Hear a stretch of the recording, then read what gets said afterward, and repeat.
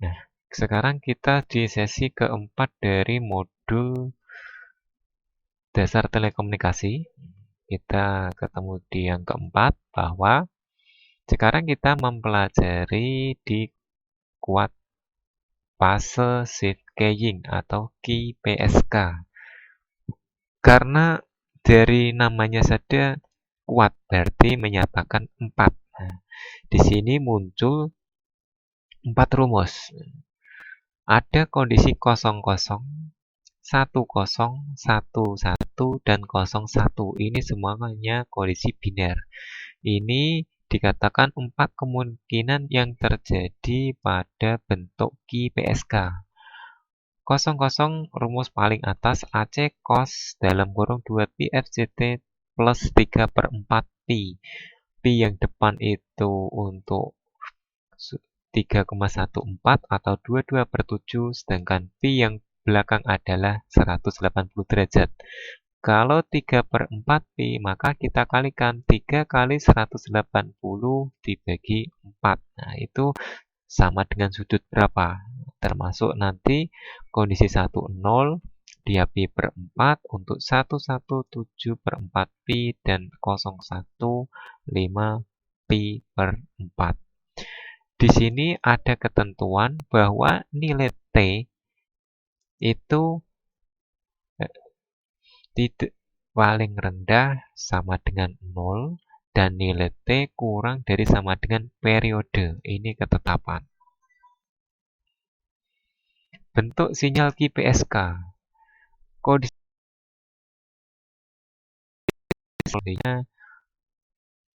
di angka 1, jadi bukan titik tertinggi, tapi di angka 1 bawah. Tertingginya adalah 1,5, jadi dimulai dari angka 0, kemudian 0,5, 1, dan 1,5. Dia dimulai dari angka 1. Kalau 1,0 nanti berakhir di angka 1 lagi, tapi dengan melengkung ke bawah. Kalau 1,1, dia dimulai angka 1, dia naik, kemudian nanti berakhir di angka 1. Nah, bisa kita perhatikan untuk 1,0 dan 1,1 dia berakhir di angka 1. Termasuk angka 1,0 ini sama dengan depan. Kemudian angka 1,1 ini juga sama dengan depannya. Nah, perbedaan untuk angka yang depannya 00, dia dimulai dari min 1 dan berakhir di min 1. Jadi, key PSK kalau menggambar sinyal, kita lihat kepala depannya itu apakah digit 1 atau digit 0. Kalau digit 1, maka dia bernilai 1 positif. Kalau kepalanya digit 0, dia bernilai 1 tapi negatif. Nah, ini adalah bentuk pembangkit sinyal biner. Ini bentuk blok diagram sederhana.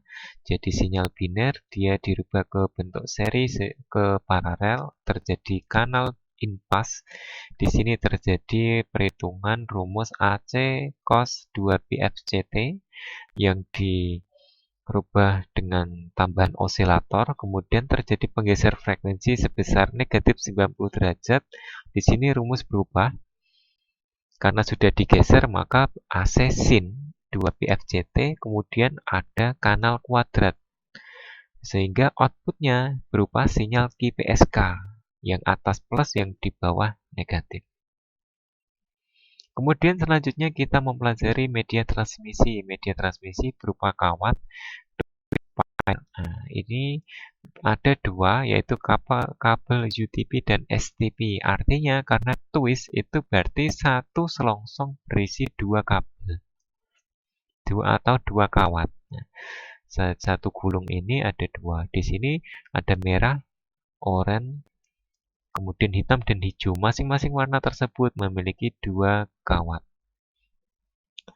Yang UTP adalah unshielded twist pair, dan yang STP adalah shielded twist pair. Artinya UTP itu tanpa ada pembungkus tambahan, sedangkan STP ada pembungkus tambahan, jadi pembungkusnya tidak hanya satu tapi dua. Dan yang ketiga untuk pembungkus selongsong kawat tersebut. Untuk karakteristik dan penggunaan berada di bawah ini. Kemudian kabel yang kedua adalah kabel koaksial. Di sini terdiri dari dua buah konduktor, yaitu kawat tunggal, tembaga, kemudian yang selanjutnya berupa anyaman serat metal atau logam. Twist wire itu biasa di kabel TV ya. Kalau mau lihat kan itu kabel antena TV, itu tipe jenis kabel koaksial. Karakteristiknya dia juga bisa dipakai di sini. Nah, dia juga support dengan Ethernet LAN maupun backbone pada PSTN. Kemudian selanjutnya kita mempelajari media non-kawat. Media non-kawat ini berarti tanpa kawat, sehingga yang kita gunakan adalah media udara.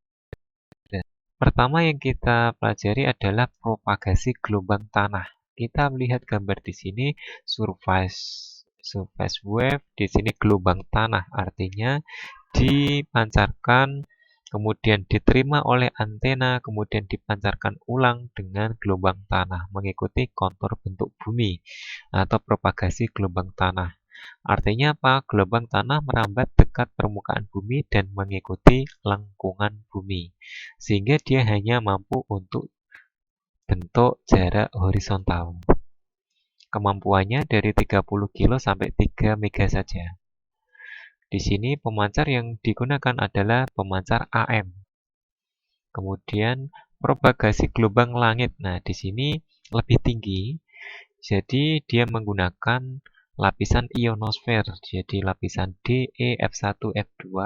Jadi dari pemancar langsung ditembakkan ke langit. Ketika menyentuh lapisan ionosfer, maka akan dipantulkan dan diterima ke bumi.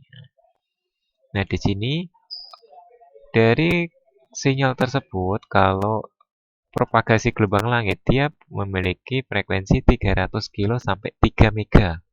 Jadi tinggi. Ini pemanfaatan untuk komunikasi yang aman dibandingkan dengan line of sight. Kemudian propagasi gelombang langsung atau disebut LOS. LOS itu line of sight, jadi segaris pandang.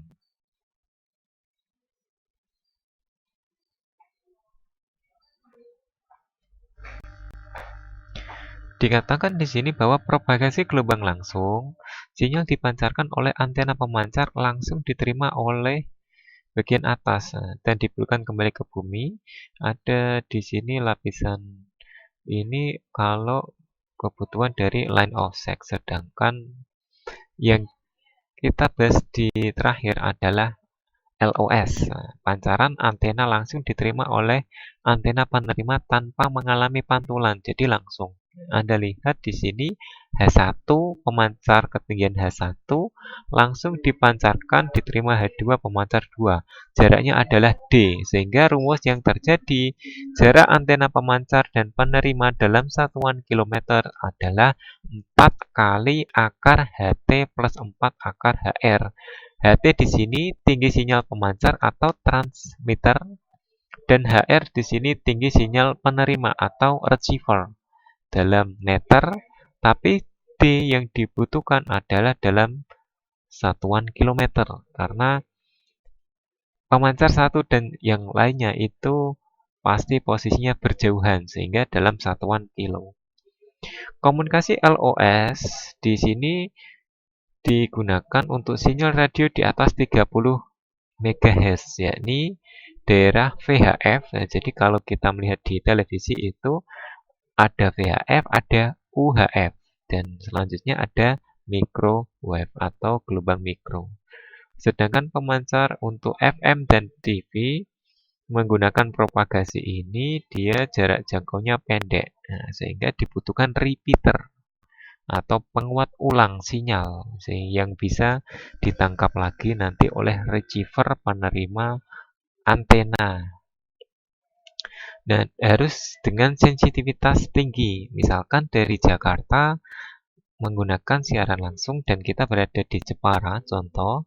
Nah, itu melalui beberapa repeater. Kalau di Jawa Tengah itu repeaternya berada